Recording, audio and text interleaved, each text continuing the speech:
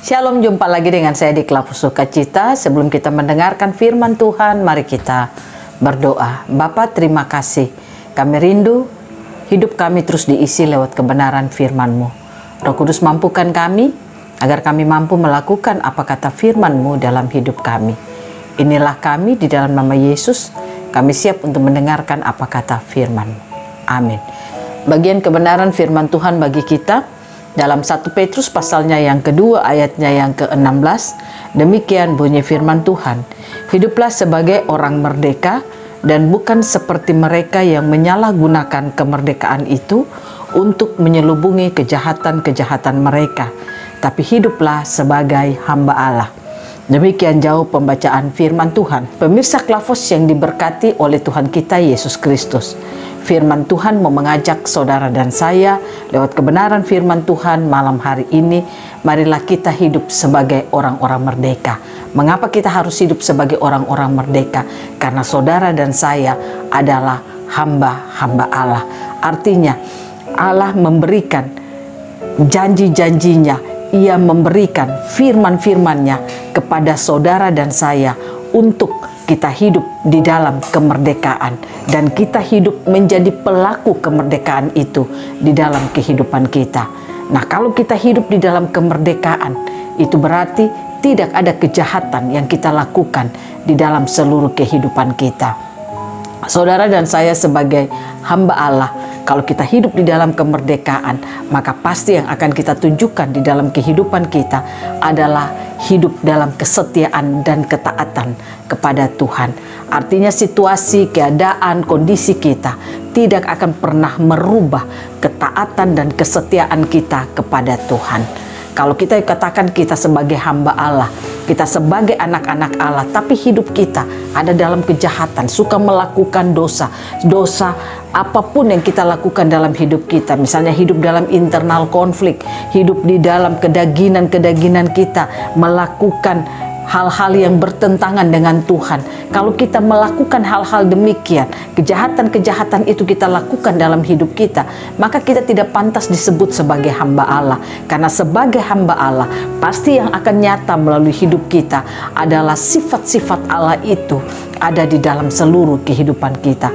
Sehingga ketika apa yang kita lakukan, kita kerjakan di dalam seluruh kehidupan kita, kita akan menunjukkan apa yang telah Allah kerjakan bagi hidup saudara dan saya. Dan yang Allah kerjakan di dalam hidup saudara dan saya adalah bagaimana kita hidup dalam kemerdekaan.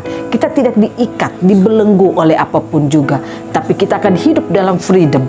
Kehidupan kita yang merdeka, kehidupan kita ada di dalam kebebasan karena janji-janji Tuhan yang diberikan bagi setiap kita. Nah, oleh karena itu pemirsa Klafos yang diberkati oleh Tuhan, firman Tuhan mau mengajak saudara dan saya seperti apa yang dikatakan Petrus. Marilah kita hidup sebagai hamba-hamba Allah yang hidup di dalam kemerdekaan. Apa yang dilakukan sebagai hamba Allah yang hidup di dalam kemerdekaan?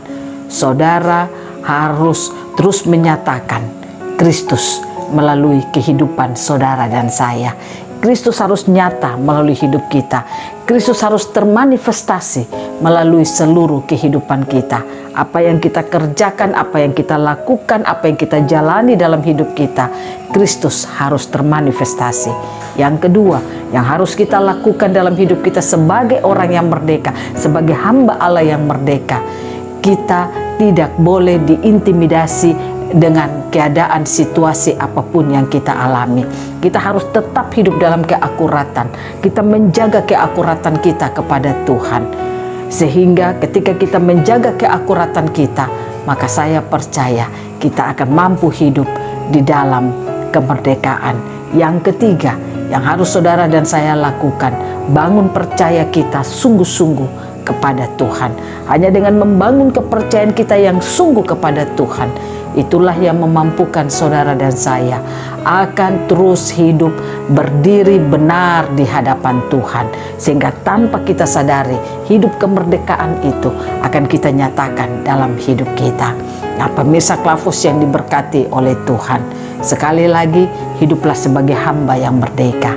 Jangan kita katakan kita sudah dimerdekakan Tuhan, tapi kenyataannya saudara belum mampu hidup dalam kemerdekaan, saudara masih suka akan dosa, saudara masih suka melakukan dosa, bahkan saudara pun pelaku dosa.